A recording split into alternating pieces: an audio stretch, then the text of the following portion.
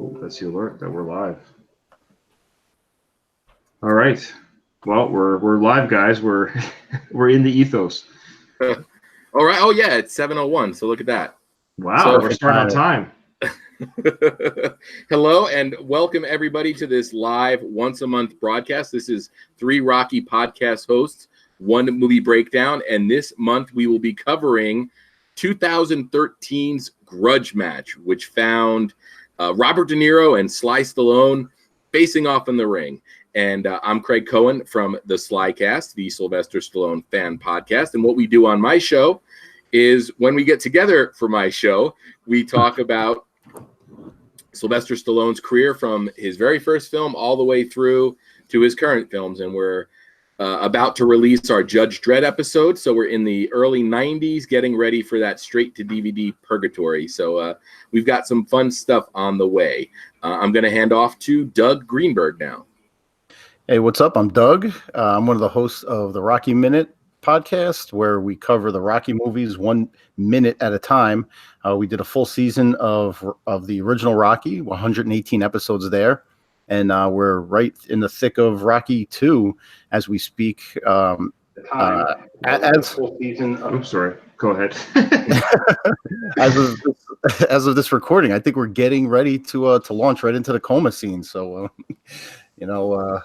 yeah, it's going to be a grueling couple of weeks there in coma hell. So, I just finished your Friday episode today, and I can't wait to do the coma scene. And full disclosure, or listen to the coma scene. Full disclosure, I actually told Doug that I wanted to do the coma scene with him. He misunderstood, and I got an even better gig. It's the stuff after the coma scene. But it's just funny. I wanted to be the one that challenged the worst part of the coma sequence in Rocky is the worst part of the whole series.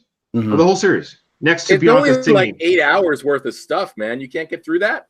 It's too long. It's too long. You can really trim that down, streamline it a little bit, add those 5 minutes to 10 minutes of coma, someplace else to really beef it up elsewhere. But hey, this isn't a Rocky Minute here today, folks. So, well, it could be. And my name is Ryan, and I host Going the Distance, the Rocky Series podcast with my brother Ruben, and with sometimes guest host Doug and Craig. You've never guest host, but you've guest on the show, and I know we'll get you on there. sometimes it's hard enough just to get us together on this thing. So I'm really excited today to talk about Grudge match, and like we mentioned, Grudge match was voted by our Facebook and Twitter followers. So thank you guys for your votes. The Grudge match won by a hair. It beat Get Carter by like 5 votes. So I'll tell you, when we were deciding what movies to throw into the ring, there was no clear-cut winner here, especially with some of Doug's early choices, which he kindly removed from the running because they were guaranteed winners. But Get Carter is a really, really loved Stallone film, and I look forward to talking about that one day. Both of these films, Grudge Match and Get Carter, and even Detox, we haven't covered on SlyCast. So these are some of my favorite episodes with you guys because we're talking about a movie that I haven't covered on the show yet. So yeah, thank you guys for voting for Grudge Match because it really helped restore my fragile ego that was starting to suffer, because this is my first movie pick that has won. It's true. Yeah, I was going to say that I always want to make sure that when we do the votes, I never say when I post it who selected what movie, because I don't want some sort of bias, but it just so happened that Craig's choices, for whatever reason, have never won. So, because Doug's putting in these great beloved movies, man. I read that Copland was the one that I really, I didn't give you guys a fair chance on that one, but I wanted to review that so bad that I couldn't help myself. Yeah. What was it on Twitter, Ryan? Somebody said all 3 of our choices this month were terrible. Yeah. And I think you said something like no vote then. Yeah, you're not voting. It's like someone who doesn't want to vote for the presidential election because all the choices are terrible. Yeah. I mean, I don't agree with that. I could see people having an issue with each of our picks, but I think even like Detox, I think somebody was defending it on either Twitter or Facebook as, it suffers more from being one of Stallone's straight-to-video movies as opposed to being a bad movie, because a lot of times when you see that straight-to-video stuff, you just assume it's bad. And Sure. I remember I've seen Detox once. I'll watch it again when we do it for this show, but I remember enjoying it. All right, well, let's get into Grudge Match. I want to ask you guys first, when's the first time you saw Grudge Match? I saw it in the theaters. That was the first time I've seen it. And I think, believe it or not, it's the last time I've seen it since today when I rewatched it for today's episode. What about you guys? I saw it in theaters as well. It came out around Christmas, if I remember. And we had, when I was still living in New Jersey, we'd go to my aunt's house the Saturday after Christmas for like a family Christmas party. And we broke away from that at like 6 o'clock to go see Grudge Match. The one memory I have of this movie is it kind of snuck up on everybody, right? Like, it was one of those movies where it was like, whoa, there's a Robert De Niro, Sylvester Stallone boxing movie coming out. Like, I remember like my sister, who's like a huge Rocky fan, like sending me a text or hitting me on Facebook and being like, what is this? So yeah, I did see it again. I think when it came out, probably on when it hit the cable rounds, I probably saw it on HBO. So, and then I watched it a third time probably for this sit down. Okay, so you've seen it about 3 times. Doug, what about you? I saw it about a year ago for the first time. I never even knew it existed. That's how how much play it didn't get around this area.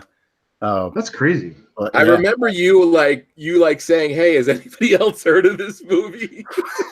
Yeah, I think I announced it in a Mighty Mix or something like that. Yeah, I remember. Never heard of it. So I mean, and I'm like, Stallone in a boxing film that's not a Rocky film, co-starring Robert De Niro, who's Raging Bull. I said, how did I never hear about this before? So me and my wife rented it on demand, and I, it was. I mean, we'll get into it, but there's highs and lows, highs and lows. Can we lead with one thing, guys? I wish Stallone would get in this kind of shape more often, because he was a lot leaner. I think they were what? They were lightweights or middleweights or something in this movie. Light heavy. Light heavyweights. And I got to tell you, when Stallone isn't carrying a lot of weight around at this age, he looks dynamite.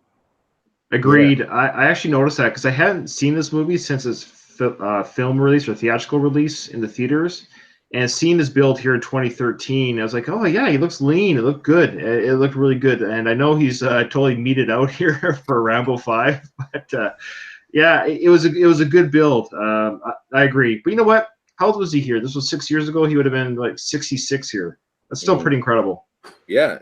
And De Niro, too. I mean, they kind of play up how out of shape De Niro was.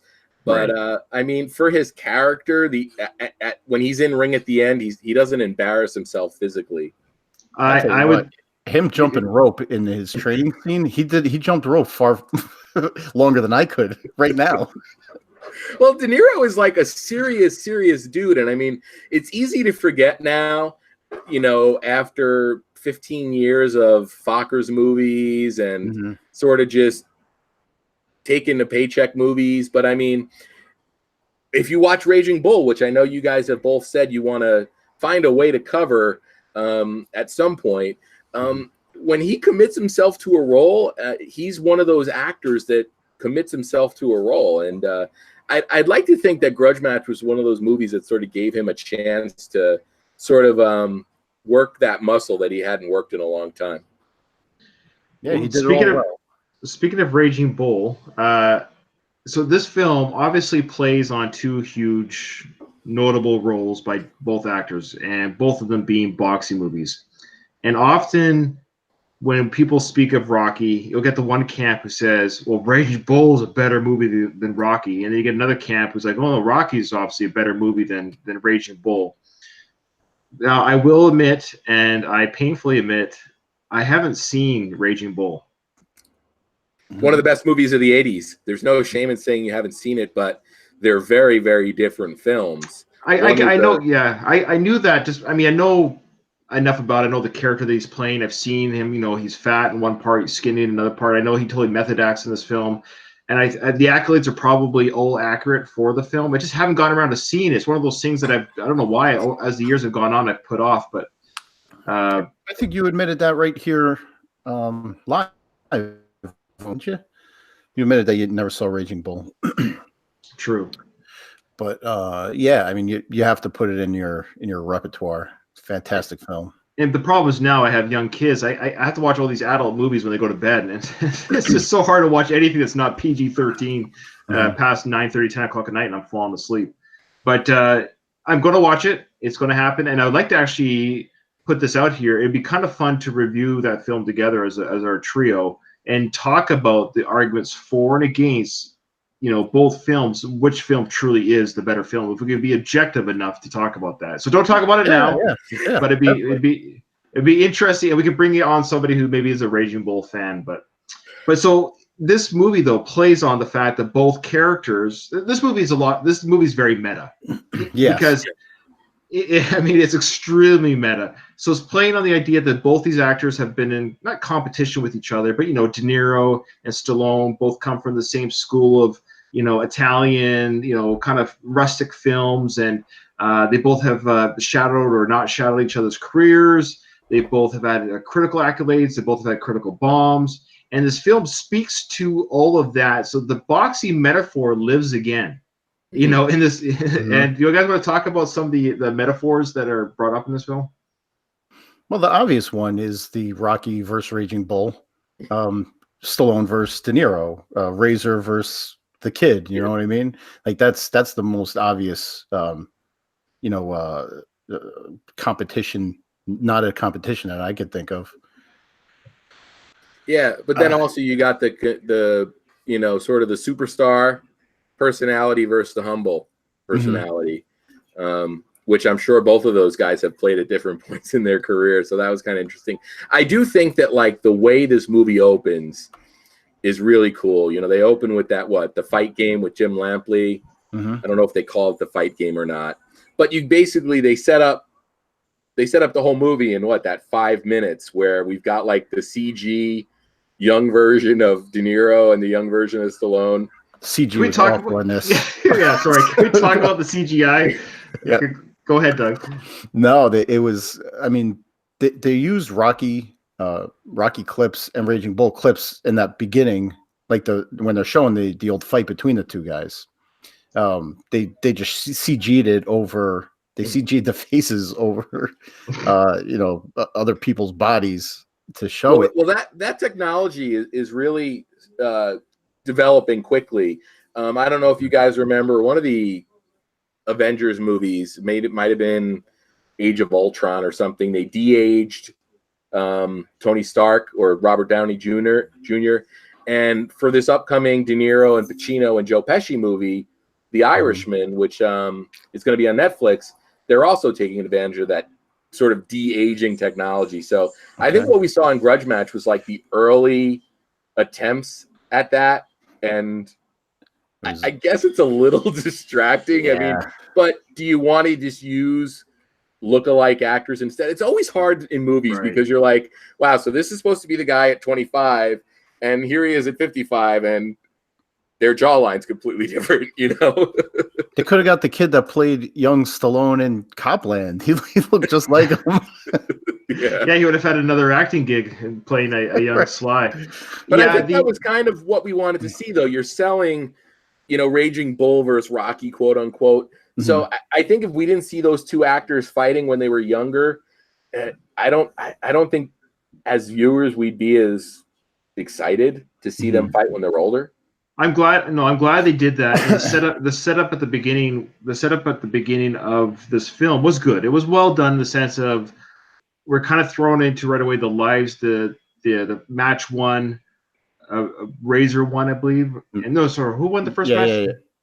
Razor won in 15. They almost went the distance, but he knocked. Hold on a second. No, Kid won. Kid won that one. And then the second fight, Kid wasn't prepared for it, and Razor beat him in what, like 4 rounds? The fourth, or something? yeah. Okay, yeah. And then we find out later that Razor, at a press conference, retired from boxing. So Stallone, every time he played, more great CG. So yeah, another great CGI sequence with the de-aged Stallone playing a 30-something-year-old boxer. a quick press conference, and he retires from boxing. And I think it's incumbent upon Stallone that anytime he plays a boxer, he has to announce his retirement. I do want to say that right out of the gate, I appreciated the fact that Stallone really didn't bring any Rocky to this role. He was able to sort of play a boxer who didn't talk like Rocky, didn't have Rocky's mannerisms.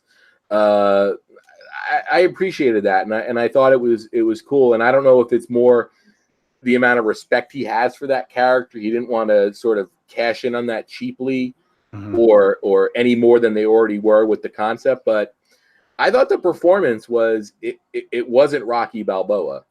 No, yeah, it could have easily faded into that, and he really did a good job keeping it separate. I agree too, and I think it's funny. I saw this in 2013, and I haven't seen it in 6 years. And I will say this is actually a good acting job on Sly's part. It is reined in. It's not over the top. It doesn't draw on the Rocky character. We as a viewer can't help but think of him as Rocky, but it's enough of a performance, and the screenplay is enough that I'm not thinking about Rocky very often in this film at all. Except when they're in the meat locker. Yeah. See, okay. Do we want to go through all the meta count? Can we just get that out of the way? All the things why don't we just get the Rocky stuff out of the way? Because it happened a lot. I actually started writing down all the Rocky references. Did you guys do that, or do you have them memorized, or? They're sprinkled in my notes. I gotta find. You guys might have caught more than I did. Okay. Well, the obvious one was his trainer. Like, come on. Alan Arkin.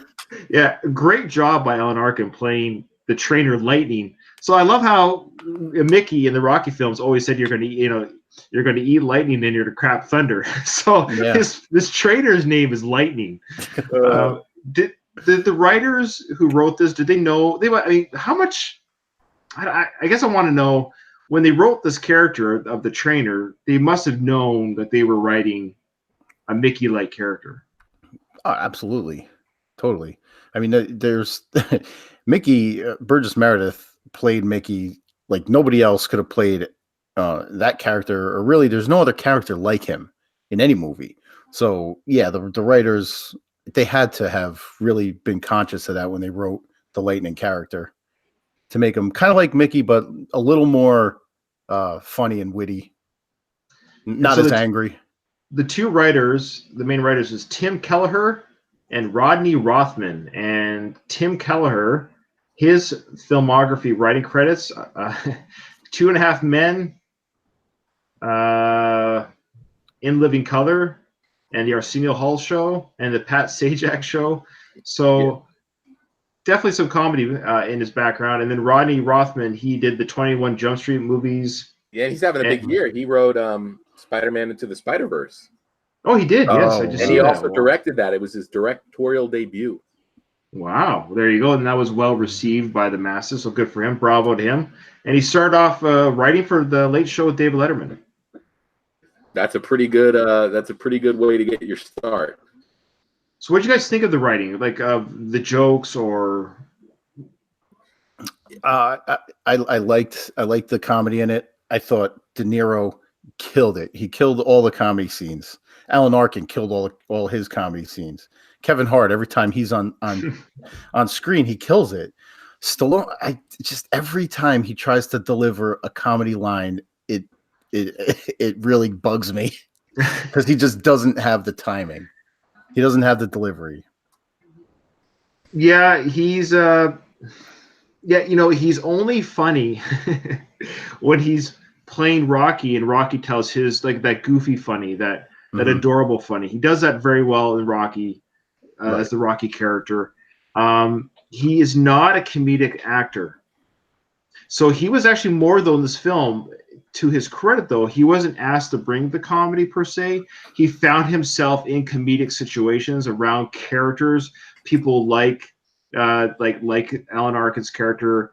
He was surrounded by people that were kind of like zany, but he was more, I think he did play kind of more of a straight man. What do you think? Oh, sure.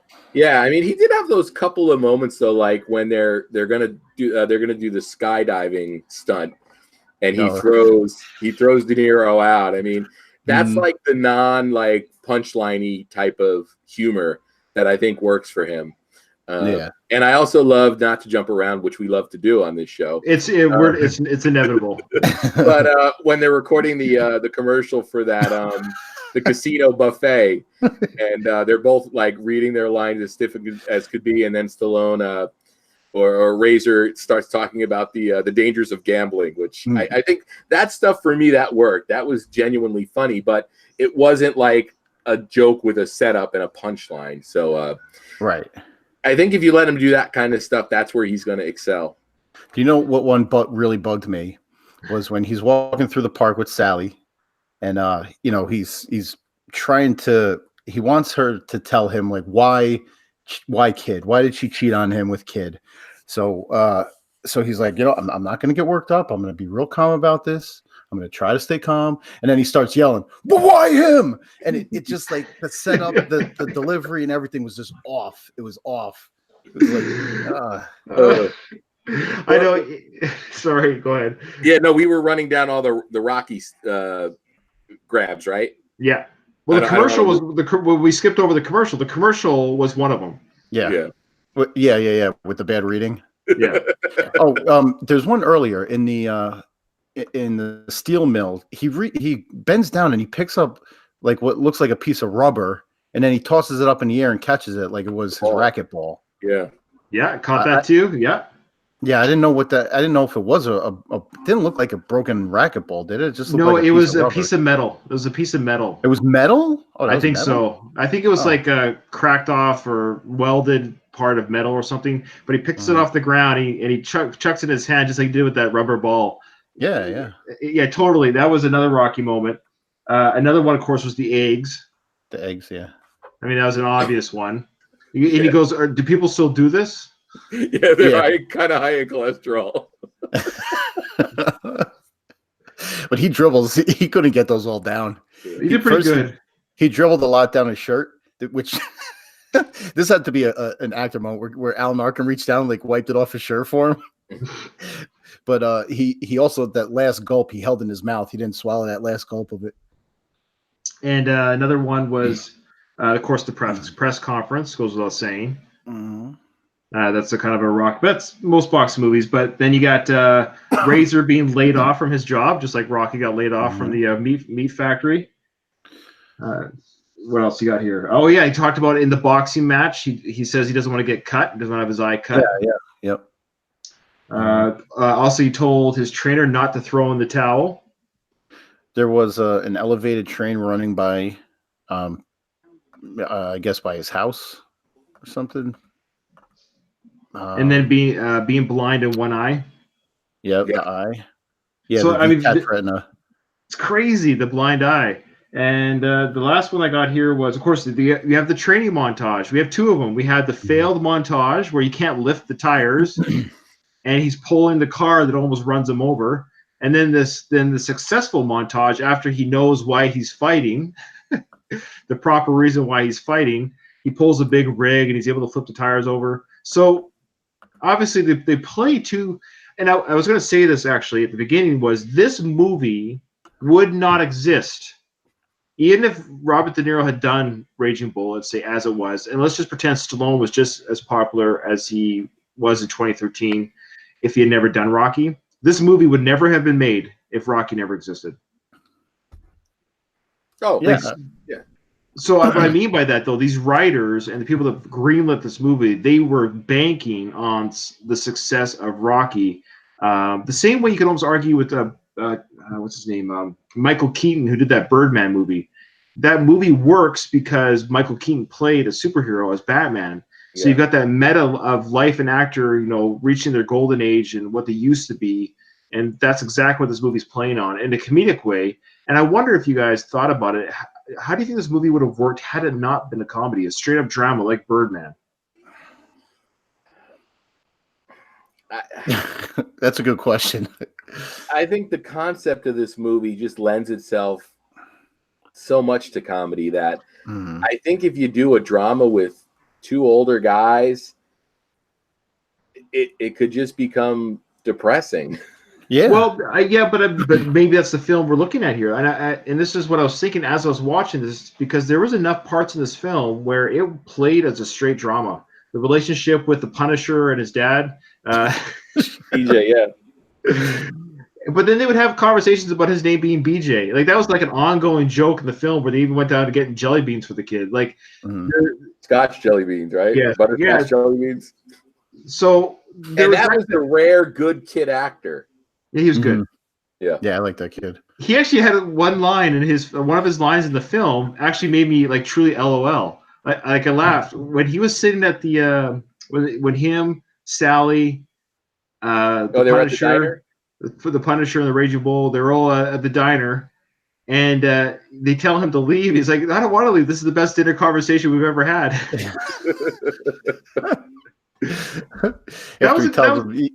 He must be tired if he goes to sleep with all those women. Yeah, that's good stuff. So there were good lines like that, where there were lines, that made it fun. But dramas have comedy, right? They don't play as a comedy, but a lot of dramatic lines can have comedy. So I'm wondering if they just toned down maybe some of the. There weren't a lot of silly gags, but there were enough silly gags to make this a comedy, like them in their CGI suits. But you could have easily just turned that into they were asked to be part of a CGI program, have the suits be black or a blue, and have them not the bulbs be so big, and make them more realistic how they look today. And you could have played it where they do bump into each other and throw punches, and the fight still goes viral. So I think every scene could have been knocked down out of comedy, and I wonder how it would have played to the critics had it been approached like The Wrestler with Mickey Rourke or something like that. I think it would have been, because you had a boxing drama with Robert De Niro called Raging Bull, and you had a boxing drama with Sylvester Stallone called Rocky. So are you really gonna want to go down that road again? Yeah, you're bringing the two actors together, but they're older too, but you could say, like, we've already seen this before. Give us something fresh. It turns out the critics didn't like it anyway. Yeah, oh my goodness. But the other thing is, I think De Niro was so far beyond being a dramatic actor, that would have been a tough sell as well, because I can't remember the last wide release he did where he was not being comedic. I mean, pretty much ever since Analyze This, he's gone in that comedy lane. Yeah. This was actually one of his more dramatic roles he's done in a while. Like I said, this movie plays both hands. I think I don't know if I have a complaint. I mean, I haven't quite given my final, like, how I feel about this movie just yet, but I wonder, I don't know, I'm torn, because there's some of the parts were silly, there's some parts are really good drama, and maybe that's just what that film is. And I know, and Doug, I agree, we already got the drama, heavy drama, my goodness, with Raging Bull, from what I can understand. And with Rocky, of course, the drama. We get into the silly with, Rockies 3 and 4, and maybe you could argue that, like, is Rocky better? Is the character Rocky better in part 3 as kind of comedic movie, or is it better as a drama? So, a question we'll never know the answer to. Good. So here's a joke that kind of failed when I watched it. Razor and Kid, they end up in prison, right? They had that. How did they end up in prison again? I can't remember. The fight at the studio. Yeah, they basically destroyed the studio. Oh, so they went to prison because of that. Okay, and so we have a Kid at the prison. He's just chirping. He's just chirping at Razor, saying, hey, you can't get away from me now. Like, you're stuck in prison with me. They're on separate cages, but he's like chirping at Razor, and then Razor says, "Well, one of you hurry up and rape this guy already." Oh, shit. Wow. Prison rape, always funny. Like, I'm kidding. Okay, Doug, we have to say it every episode. You're a cop, right? Maybe not for long. This really happened. How much raping happens in prison? Like, is this a? Well, not even that. This is like the county lockup, right? I know. It's like, I don't even think so. It's municipal. It's like the drunk tank at the old city lockup. That's got to be the least likely of places that you're going to get sexually assaulted, right? Right. Yeah. Yeah. I don't think it's as prevalent as the movies would have you think. No. I think there's more I don't straight think up ass whoopings. What did you think of the car crash? I forgot that he was blind in that eye, and I really didn't know why they included that. But then I guess that was to illustrate that he didn't see the car because he couldn't see out of his right eye. Yeah, and that's the scene that I'm talking about. There's nothing funny at all about that scene. That scene is brutal. And when I saw that in the theater, I forget who I was with, but both me and the person I saw it with, might have been actually my brother Ruben. Actually, we both jumped like, whoa! We did not see this coming. They're just in a car ride. Mind you, it was another Mustang. Stallone in movies cannot keep his Mustangs together. Oh yeah. Now, do you guys think, aside from it being a sort of quick nod to Rocky, but do you think they sort of gave Razor that impairment to make the fight a little bit more believable? Because as great as De Niro was with the physicality in Raging Bull, you can't really put him on the same level as Stallone physically. So I almost wonder if they gave Razor that handicap to sort of give a believable reason that Kid would be able to do what he did in the ring to him. And that's a good point, because we know in this film, and the second time I've seen it, I really play to the strengths of both boxers. And I think in the film we see that the Kid is actually a better boxer than in the prime. The Kid was a better boxer. He's kind of like an Apollo Creed to Rocky. That Apollo's a better boxer, and as we know, the only thing that beat Apollo was time. His time had ended. And Razor, Stallone's character in Grudge Match, is a younger boxer than Kid by 4 years. And so time was kind of on the younger boxer's career, so to speak. So I think you're right, Craig, that handicap with the eye, we know how it plays in the final part of the film. And I'd forgotten how this ended, actually. And I saw it once 6 years ago, so I actually forgot how this film ended. I totally forgot how the film ended. And I think in a film like this, with two stars like De Niro and Stallone, both playing boxers, both playing, obviously playing on their career, I think it's kind of the perfect ending to the film, to have it where there is no loser per se, but they gave the win. Now, how do you feel about them giving the win to Razor? What are your thoughts on that? I can't imagine anybody went into this movie expecting the Stallone character to lose. Okay. I mean, I remember going in and not being 100% sure where they were going with it. But at the same time, in the back of your head, you're like, it's obvious that the Stallone character is going to win. But I think really it doesn't really matter, because like you said, you didn't really even remember who won the fight. So the winner of the fight really isn't the important part of this movie, right? No, and I think you're right. I think they can't have. I mean, you look at the ring, you can see that Razor has just taken better care of himself than Kid has, and that plays into the real life world that Stallone is taking care of himself better than De Niro has. And De Niro has no shame. This isn't about body shame. It's just Stallone spends 20 hours a day working out, and De Niro doesn't. And De Niro's, I think, 70 in this film, so he's got nothing to frown at. Like, I'm sure I'll look like a schlub when I'm 70. And he didn't even look that bad. He just looked 70 years old. That's all. And Stallone is not a normal looking, in this film, 66-year-old. That's not normal. It's your normal guy walking around the street. So you can almost argue that Razor, over the last 30 years, for whatever reason, has decided to stay cut, and the Kid has not. Yeah. Now, did they actually reference their ages? Did they do like the tail of the tape or something? No, I'm just going by their ages in real life. I think I don't think their ages really came up, but I think it was played to a bit that the Kid was a more seasoned boxer. He had a longer career, and I think Razor came in at the end of Kid's career. That's why he kind of caught him at his tail end of his career, that he wasn't at his best.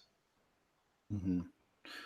I also I didn't know which direction they were going to go with who won the fight, but I think and still I don't know why they did choose to pick Razor over Kid, but I guess you can argue that Kid Kid won more when he was able to reunite with his son. Like Kid really had a wider arc in this movie than Razor did.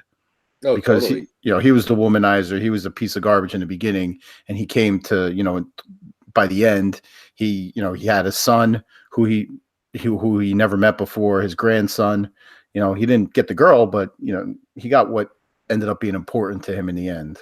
Yeah, he got to have a relationship with his son after 30 years of not knowing him.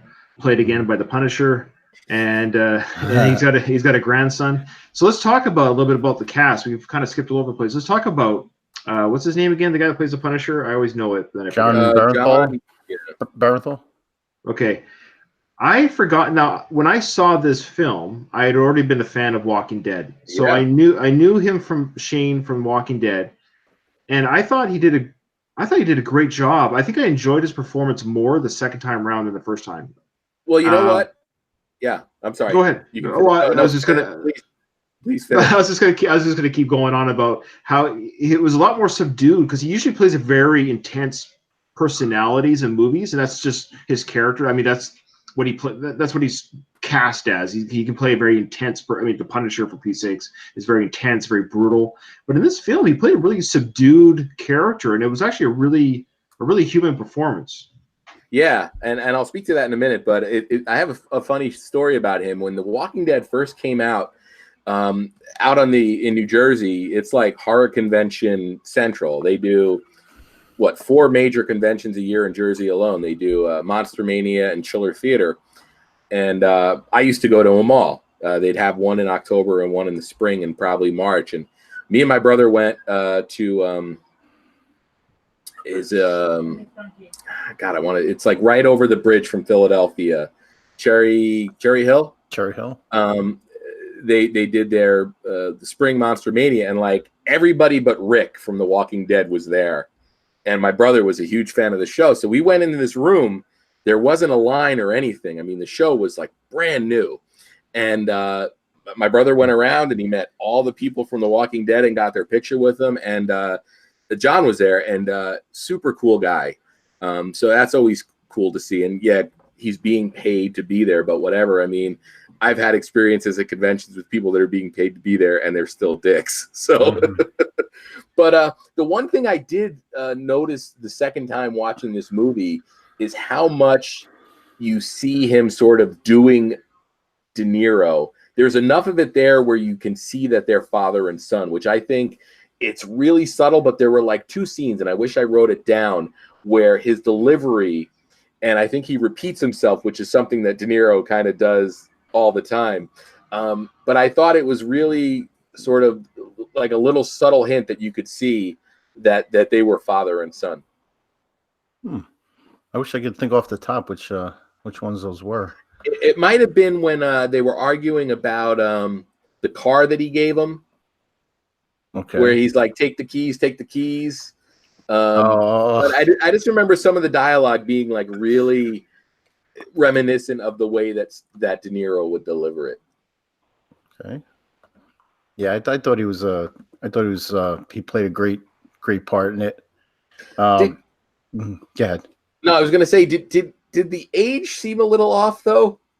I mean, I don't know how old he was when he filmed this movie, but he didn't look like a guy that was born in. Well, they really didn't 30 establish. years.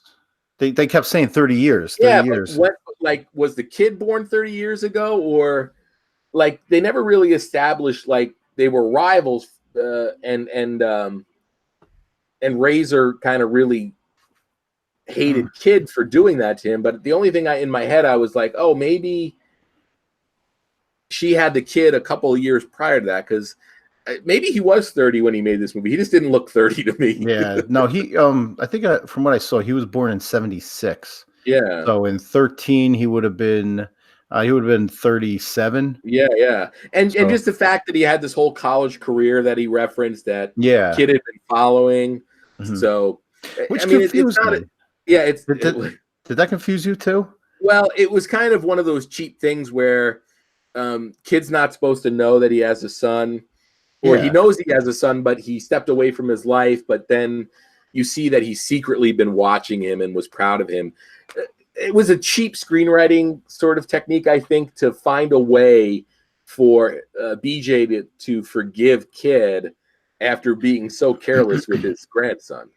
But then was he pretending not to know who he was when he first ran into him? If he knows what he looks like that part confused me. Good point. I didn't even think about that. What confused me, and it wasn't until actually it didn't dawn on me that he was the son of Sally, who slept with both boxers. They don't really play to that. That's a weird, Razor was that close to being this kid's stepdad. Isn't this kind of I thought that was a really weird writing. That's just me. What about you guys? They didn't really talk about it very much. Like, oh, this is your kid. Like the time that she cheated, Sally cheated on Razor 30 years ago. That's why they broke up. That one time she gets knocked up by Kid's kid. Yeah. No, by Kid. By Kid. By Kid, yeah. She gets knocked up by Kid's kid. Yeah. She gets What about Kid's kid? No, and I don't know if I was iPhoning at the time or something, but I don't recall when Kid Jr. told De Niro's character, Sally is the mother. I don't think he had to, because he said, I'm your son. I thought it was implied. Yeah, but who's the mother? That he was the product of her infidelity. Yeah, but that was never. He just said, "Hey, look, dude, I'm your son. Okay, let's go have some coffee." Yeah, I just thought he was able to connect the dots. I mean, yeah. I maybe because it's been 30 years, so I guess the one girl he had sex with 30 years, but he said himself that he was a player, that he had multiple relationships. But they also, like Doug established, he'd been keeping track of him. So. Oh, right. Yeah. Yeah. At some point, she told Kid to stay out of her life and her son's life. So maybe up until that, I don't know, was it months? Was it a year or two? Who knows? But maybe he was around in the beginning, but then, he's such a piece of garbage that she wanted to have nothing to do with him. So she told him to scram, but he took it upon himself to keep track of his son's growth. So Jason Haynes is chiming in. Welcome, Jason. He says he can't hear me. Can you guys hear me? Yeah, I can hear you. All right. He says he's yelling and goes, Ryan, we can't hear you. Your audio sucks. It's too low. Hello. Where I can't see this. That's in Facebook. Oh, is it? Yeah. Oh, so Jason, if you can hear me, tell me if you can hear me now. If it sucks, but if you guys can hear me, okay, that's all that matters, because then it'll be fine for iTunes. We got some chat over here on YouTube where Davey Gregg says he hasn't seen this movie yet. Every time he listens to our show, he's got a new movie to watch because we keep bringing up Sly movies that he hasn't seen yet. Right. And he says that this sounds like an incest movie. We're probably not explaining it very well. See, the problem with our reviews, Greg, is we're not very good at giving proper synopsis of the movie. So we really encourage people to see the movie, then listen to our show, because we don't give a very good Siskel and Ebert synopsis of the show. We try, but it's terrible. Kind of all over the place, and it really is terrible. It's the one thing we're always going to be consistent at. Poor quality. A poor quality product. I'm with you, man. Most of these movies I'm seeing for the first time or, for the second time, because I haven't seen it for 30 years or so since. So I'm right there with you. Well, Jason keeps saying that it's really low, so I don't know. But do I sound low to you guys? No. Is it just Ryan is low, Jay? Apparently. Navy Greg, am I low? Tell me on YouTube. Okay. Well, if I am, I can boost it post-production, but... what did you guys think of Kevin Hart? When I saw this film in 2013, I didn't know Kevin Hart from anybody. This was the first time I've seen him perform, was this film. What about you guys? I remembered him from Soul Plane, which is a movie I love. And I knew him kind of from his stand-up. I think he's the reason this movie is as much of a comedy as it is, because he's such a big personality. And I also loved, like there's a handful of short jokes, and I like how he kind of gets right in front of those. And he addresses like, hey, you're taking a cheap shot at me or whatever. I kind of like that. I like the character. I like that, they sort of alluded to the fact that he was the son of a famous and successful promoter, and he was trying his best to make that dollar and cent like his dad did, and he had a good hustle, and I really enjoyed the character and the performance. Yeah, I agree. Again, I think I enjoyed him. I enjoyed this movie the second time more than the first time. I think the first time when I saw the film, I was at odds with what it was trying to be, maybe, and trying to disengage the Rocky character. And when I watched this film the second time, I found myself enjoying it much more the second time around. And regarding Kevin Hart's character, yeah, his jokes were funny. And I like the one little banter he had with Stallone, where Stallone called him short. And no pun intended, but talk about calling the kettle black there, Sly.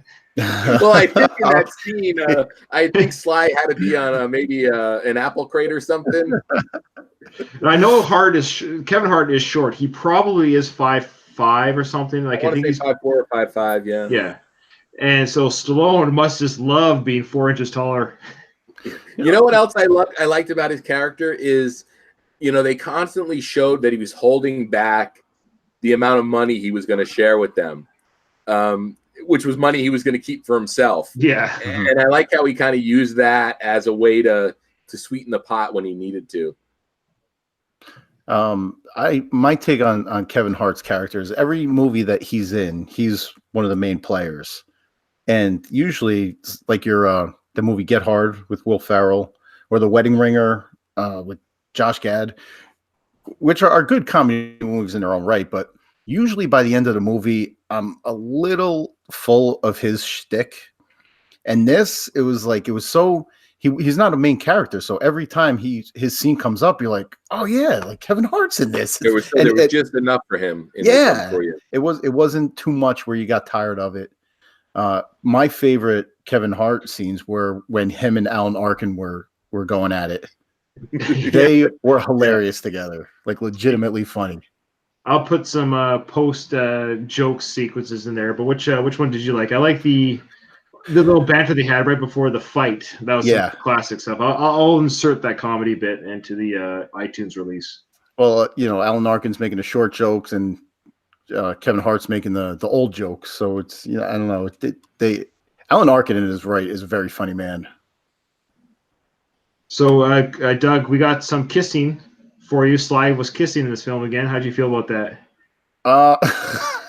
It wasn't as disturbing as The Specialist. Few things are. So, how do you think Kim Basinger did? I think she was, quite frankly, the kind of the weakest of the film.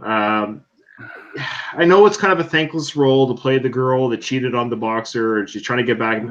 It's not a great character arc. It's not her fault, but I don't want to say she's a plot device. She's that extra bit of conflict they needed to get the two of them in the ring together. And yeah, it's unfortunate. It's always cool to see her on screen because, unfortunately, Hollywood's,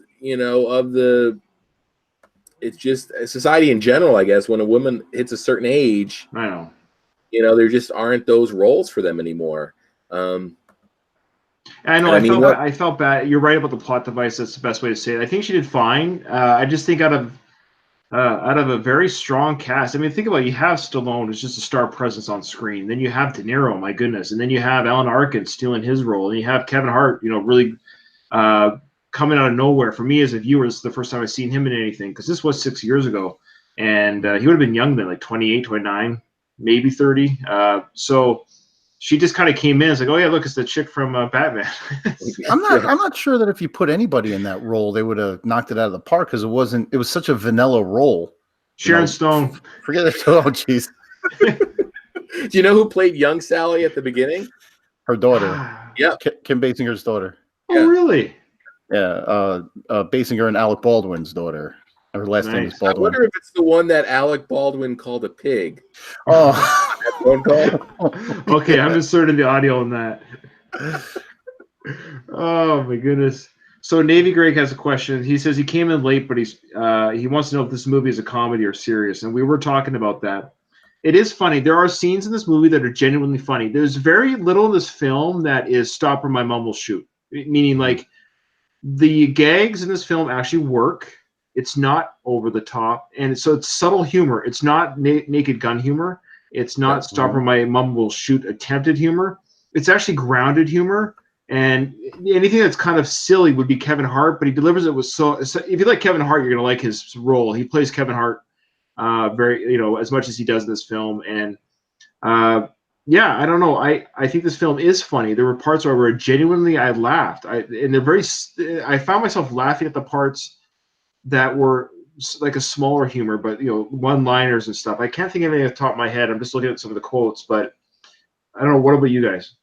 Yeah, I think that this, I wouldn't call this a dramedy by any stretch. I think it's more of a comedy that's grounded in reality. It's not like Austin Powers or Anchorman or something like that. But I think if you're going to shelf this, you're going to put it in the comedy section. And, if you're shelving it that way, it's probably the most successful comedy Sly's ever done. Yeah, here's a good sequence here that I liked. So Lightning, he's the old trainer. He's in this nursing home, and he gets mad at the male nurse for being the guy that gives him the baths he wanted, the hot nurse that he had before. That was Anthony Anderson too, wasn't it? Yeah, kind of a thankless role for Anthony Anderson. I thought he was going to be in the film more, but he was just his screen name for the credits was Mr. Sandpaper Hands. Yeah.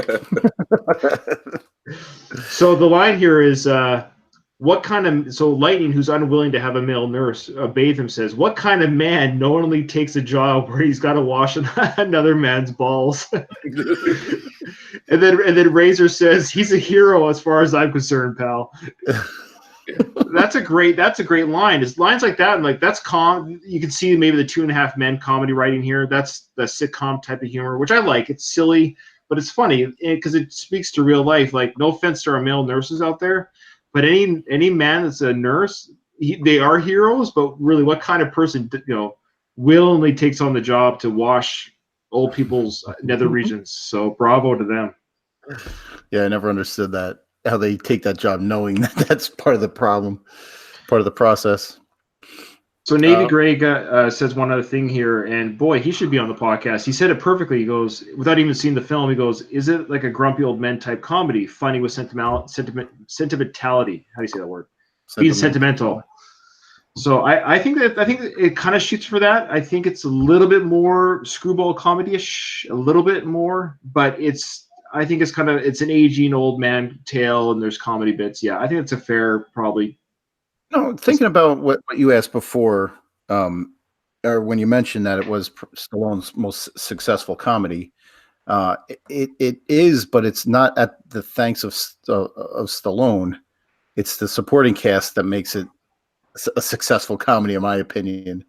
Well, I would actually even say that you could probably make an argument that this or Rhinestone, and depending on who you have arguing for it, you could argue that Rhinestone is the more successful comedy, just because Dolly is so good in that movie. Right. If it's left up to then it's a problem. Sorry, say that again. If the comedy is left up to Stallone, then it's a problem. I haven't seen Rhinestone in decades, maybe since the 80s. I haven't seen it in forever. So I know it's been rolling around our discussions offline about throwing that in for the vote. But I think for now, out of all the movies we've reviewed, which I guess this is the second comedy, but remembering Oscar and remembering Stop or My Mom Will Shoot, which we just reviewed, this definitely works as a comedy. Like I said, there's nothing in this that's embarrassing. I didn't find myself being like, "Oh, why is this? Why is Stallone doing this?" I actually think Stallone's most successful comedic role was probably Death Race 2000, where it might not have been the awareness he had of himself yet, or just the fact that it was a Roger Corman movie and it's kind of expected. But Machine Gun Joe got all the great lines. He had that great sidekick navigator. There's just there's so many quotable lines from Stallone in Death Race 2000, and man, that's a movie I wanted to talk about so bad. And I believe I offered it up, and it lost already, so it won't be in the running again for a while. Well, there's no rules that you can't re-vote or re-put in. Well, the public speaks, and obviously the public didn't want us to talk about it. We're gonna have to put up 3 losers next time, so one of those is gonna have to win. Oh yeah, isn't that what we talked about doing? We have to. I mean, eventually, we're gonna have to roll back and get to movies that we already offered up because, I mean, one out of every. Whatever we need to do to avoid talking about it, Avenging Angelo or Spy Kids 3D. The other thing we have to talk about is how big does Stallone's role have to be before it's to qualify it for our monthly meetup? Anyone? Let's do that question again. Let's just respond to somebody in the YouTube chat. Well, he was the main villain in Spy Kids 3D, so I'd say that's a valid choice. I mean, I don't think we'd serve up like that movie Taxi that he was in, and like what was it, like a French film or something where he had a cameo. Yeah, when I go through his IMDb every month, there's a few where I'll click on it and his name is like 6th down on the list, and I'm like, I don't think that qualifies. That was like him doing a favor for whoever that guy that produces the Expendables movies are. Right. Yeah. So I don't know. I guess we'll get down the line with that at some point. What there was something else I wanted to talk about with I lost the damn my damn thought. But what about the training montages? I thought they were good, and I thought how they did the dueling training montages, which in the Rocky movies I don't think you saw those as much because we're supposed to be there with Rocky. We're not really that concerned with how Clubber Lang is training, is training. Although we did get that in those movies, but I thought seeing the differences in how they trained was great, and I actually really liked the little sort of training arc we got with Kid as well, where obviously he helped LL Cool J's dad get on the map as a trainer, and then they have that whole scene up in his office where Kid's able to get a punch in on him, but then they pair him with Joey. Is it Joey Coco Diaz? The big fat guy. The trainer that's more interested in reading magazines, and Robert De Niro is Kid's able to fat shame him after he's been fat shamed by everybody else. He had one of the funniest lines talking about that guy. I gotta find it. It was hilarious. Oh yeah. I remember. Again, that reminds me. There's another Rocky callback that we didn't talk about, where when Kid first goes to have lunch or breakfast with BJ, they're eating the pancakes, and BJ says, "Be careful, Dad. This isn't a pie eating contest." Yes, which is from Rocky V. Which that's right. You caught that. And another Rocky reference was Kid when he was skipping rope, and that fat trainer was reading the paper. That's what Sly did in Creed, reading the paper while Adonis was skipping rope. Oh yeah. So ironically, Creed stole something from Grudge match. My head's about to hurt. I know, meta upon meta. The line that you're thinking of there, Doug, was he was talking mad at LL Cool J. We forgot to talk about LL Cool J's in this film. He said, so De Niro's character is talking mad at LL Cool J. He says, you set me up with this trainer. He's so stupid. He doesn't know that we're standing here talking about him.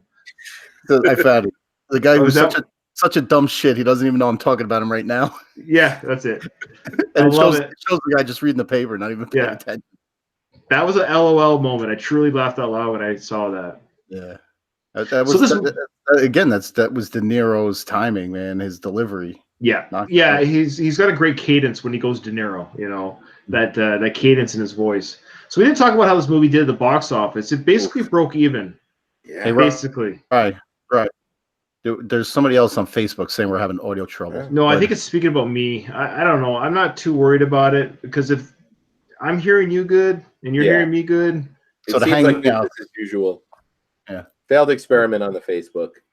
Yeah, if it doesn't work out on that, the video that I'm recording here, if it turns out to be better, I'll just repost it with the better audio and just delete the one that's crappy. Not a big deal. This didn't even crack top 10 the week it came out. Yeah, well, it made 7 million opening weekend. Eek. Why? It pretty much broke even.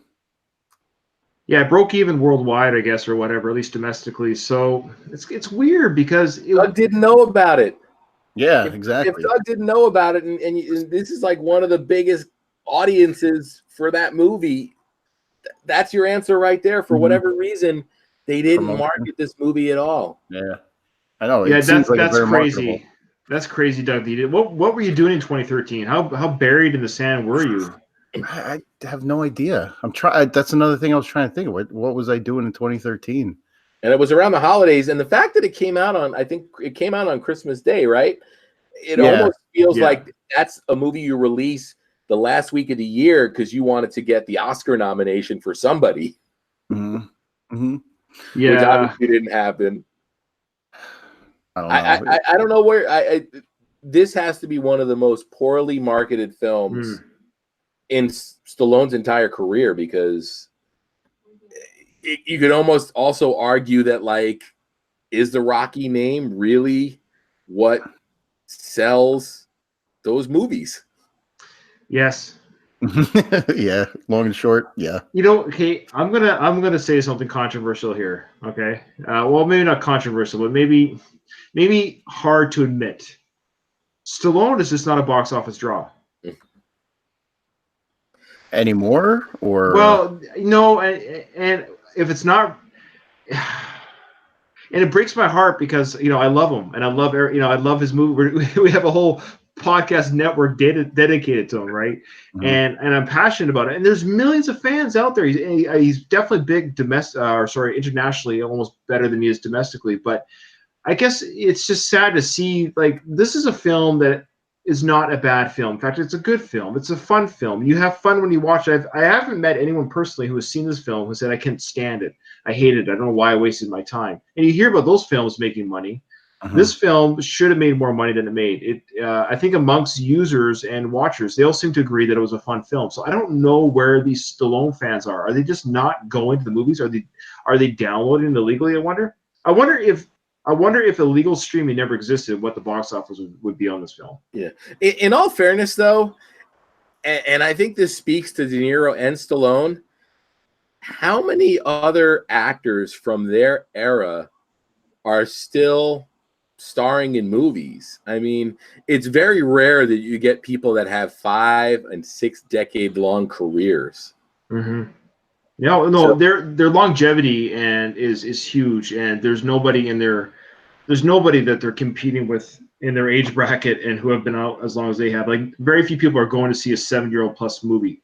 So I think, when you talk about Stallone as a box office draw, taking the international draw out of the equation, you had maybe a 10-year run that ended with, we could argue, cliffhanger. Yeah, that was his last big one. That wasn't Rocky or Rambo. And it happens to everybody. I mean, you can almost see that if Tom Cruise doesn't do a Mission Impossible movie, it's not bringing in a lot of box office. Well, actors are just like musicians in that they have an audience that they like to see certain actors be in. And when you get out of that, whether it's Rocky, Rambo, Mission Impossible, you name it, Will Smith's the same thing. Like, every actor has their draw, and so it's no exception to Sly. So I guess it just breaks my heart that when I was a teenager, he was the draw, man. Like, it was everything. Like, every time Stallone came out with a movie, even Judge Dredd made some money, and it's just sad to see it end. That's all. But man, what a way to bring the whole thing down, Ryan. You know what? A good way to bring it back up is, well, it's officially a podcast. Yeah, there they go. Las Vegas' finest. Good. You're lucky we didn't record last night, man. It was like nonstop, back and forth, and the AVN Awards were on right across the street. So I don't know if that had anything to do with it, but Yeah, to bring some levity back to this podcast, what did you guys think of De Niro farting in BJ's face? I actually thought that was not written into the script. It was so friggin' funny. It was an ad lib. Yeah, I really thought, because BJ asked him. He asked me, he said, "You fart," and De Niro doesn't really have a reaction. He just throws his hands up. Yeah. Oh, I think Ryan's having a flashback. Well, I was thinking of my my brother and I talking about the Rocky workouts, and he actually mentioned that when you do that kind of crunches and workouts, you do fart stuff, and he wondered if Rocky ever farted. And there you go, we have an answer. People do fart during those workouts. I wanted to, Ryan, one of your favorite parts of every Stallone review is the Razzies that he's nominated for. And he was nominated for this one, believe it or not. Really? Yeah. Wow. What? Yeah. And that worst actor. Along with bullet to the head and escape plan. Yes. He didn't win in quotes. They said it was Stallone's 14th bid for the quote unquote prize, a record which he has quote unquote won 4 times, also a record. So those Razzies, they hate Stallone. No, this was definitely not Razzie award or even nomination worthy. They just always go for the low-hanging fruit. Uh-huh. It's probably one of the most uninspired or uncreative awards that's out there. Yeah, it's like they got an axe to grind with one actor, so they kind of constantly pester him. Yeah, I think there was the one year where, like, when Freddie Got Fingered came out, it got nominated for like everything, and Tom Green actually showed up, and they didn't know what to do. I want my awards. Yeah. Because normally they hold these awards, and the guys that are nominated never show up. But Tom Green, being Tom Green's, like, hey, if there's a trophy with my name on it, I'm coming to collect it. Expect nothing less. Sandra Bullock. She showed up for one of her Razzies, actually. I love it. I mean, it really helps, show what a good sport you are. But yeah, I'm not a fan of those. I like I said, I think they go for that low. They always go for the cheap stuff. They've never done a controversial nomination. They'll never go after Denzel Washington, if he had a bad movie. Right.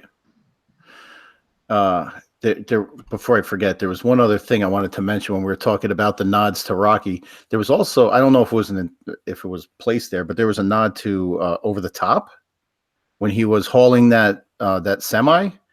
The name on the semi was Roadhawk. Oh yeah, and his character's name was Lincoln Hawk. I don't know if that was. I don't know. Maybe I'm looking too much into it. We'll take it. Okay. Well, when I saw the rig, I thought the same thing, that it was kind of a reference over the top. Mm-hmm. That he's burdened by his past career. That's the metaphor. Well, we've reached that point, boys. I don't know. Like, what else do you want to say about this film? Apparently, just for the record here, for anyone listening on Facebook Live, apparently my voice is coming in really bad, but apparently on YouTube it's coming really good. Like, so what I might do is I might just delete this live video and re-upload it, unfortunately, if it's that bad. I don't know why. This is a new experiment. Maybe it's because I'm double streaming, but your guys' voice have come in fine. So. I don't know. Did you piss off Mark Zuckerberg? Maybe. Well, I mean, we didn't really talk too much about the final fight. I don't know if you want to get too into that. I'll let you guys do the majority of the talking at the end of this episode. About the fight. Talk about the fight, because nobody can hear me apparently on Facebook Live. So go ahead. I didn't know how they would survive, filming a fight between two older guys, but I thought they did a really good job. The punches looked real. The punches looked like they were landing, and they looked like they were powerful. Yeah. And I mean, I think we talked about this on probably one of our Creed discussions that I'm going to be releasing. Did you say that last month? In anticipation of Creed 2 coming out on home video in a couple weeks. Apologies to both of you for putting aside time to talk with me about Creed 2. And then I don't even get the episodes done. But I think we talked about, how far boxing and cinema has come since, the heyday of Rocky. And, you watch Rocky 1, 2, or 3 nowadays, and you see these, Apollo taking these hits that are, nowhere near close to connecting. They've definitely got that figured out, and I would agree. The punches and the hits in this movie, everything looked legit. Yeah, the final fight was good. I thought it was actually well done, and I think they played to their age pretty good. It wasn't anything too crazy. Yeah. The talk about the moment where Kid knocks Razor down, and then goes and helps him up after. I mean, what do you think that was about? Like, why did he help Razor up when he clearly had the fight won at that point? Because I think he knew that he wasn't winning it on even ground, right? Because he was taking advantage of the bad eye.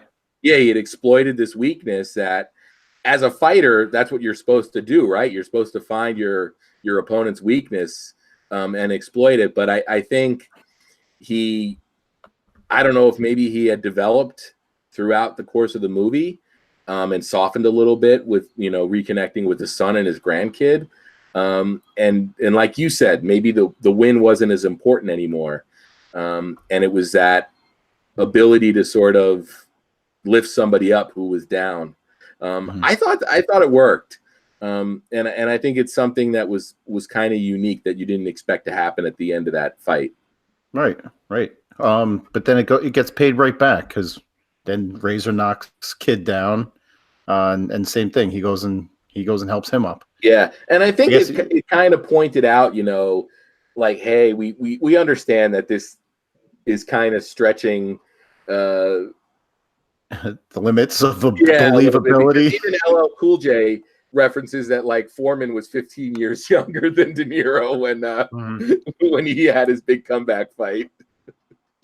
Yeah, they made a joke out of the whole thing. It's not like they tried to play that too seriously. And I don't know. I thought it worked well. There were some hokey parts of the whole movie that didn't work, but I mean, I don't think it deserved the lashing that it got. No, this is a film for the first time in a while. This is a film where I really, really disagree with the critics. I think they were being silly harsh on this, so I disagree.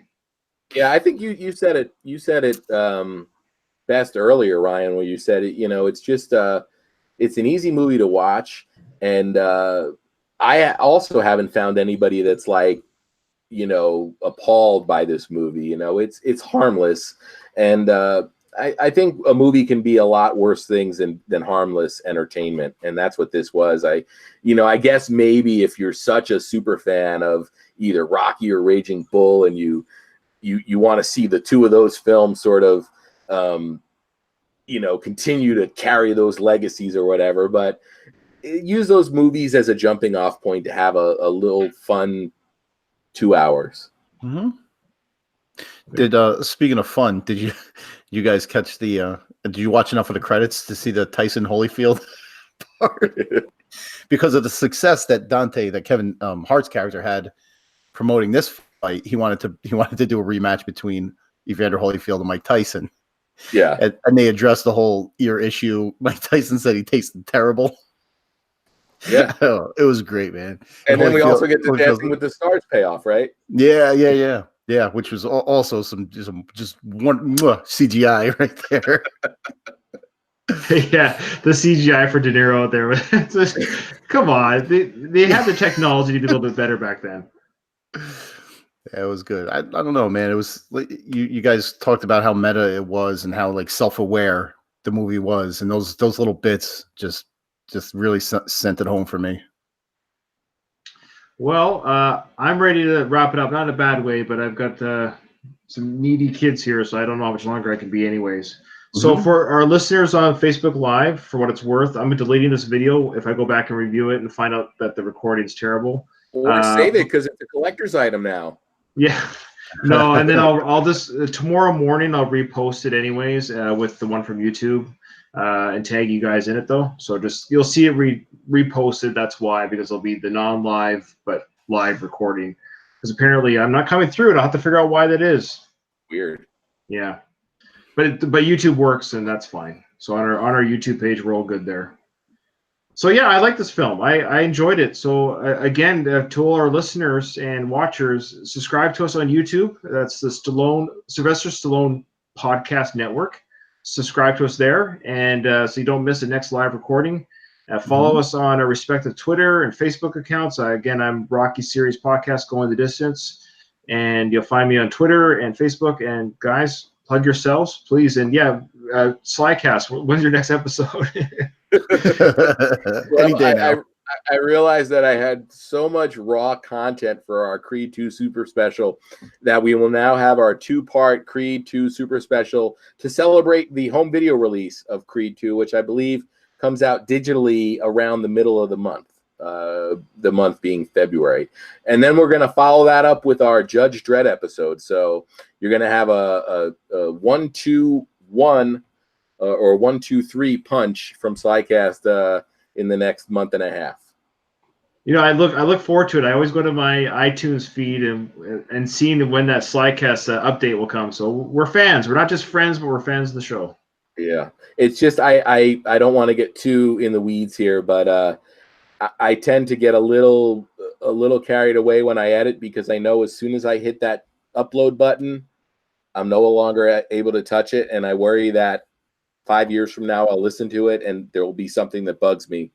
So I try and get all of those little technical things that our listeners probably don't even hear, but you guys know how it is. You know, there's probably something in a recording that bothers you and you try your best to fix it. And a lot of times it's stuff that I've done. It's me, trying to make myself sound less babbly. I suffer with that usually every episode, so I totally get it. But I'm if you want to find Rocky Minute everywhere, just Rocky Minute on Facebook, Twitter, Instagram, and our listeners group in Mighty Mix, our private group, is called Mighty Mix on Facebook. So come join it.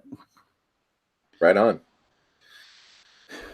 This was great, guys. I'm so glad that we were finally able to talk about a movie that I brought to the table, and I think it's cool that we're able to talk about a Stallone movie from this decade, which is also kind of cool, which I think we haven't done.